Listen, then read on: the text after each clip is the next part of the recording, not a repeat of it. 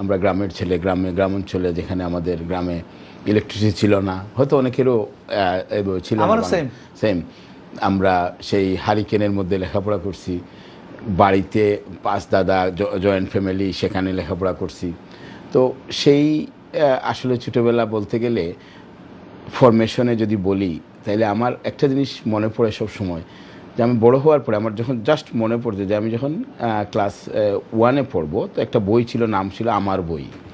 আমার বই আর আমার বই, বইয়ের নাম তো আমার বই। বইটাতে আমার আম্মা পড়াইতো প্রতি রাতে, তো আমি শেষ করে ফেলতাম। তা আমি বলতাম আরও কিছু, তো আর কিছু নাই। মানে এখন যেভাবে আমাদের প্রতিদিন স্কুল থেকে বিভিন্ন বই নিয়ে আসা হয়, একটা বই আমি বারবার পড়তাম, পড়তে ভালো লাগতো, প্রতি রাতেই ওনার সাথে পড়তাম।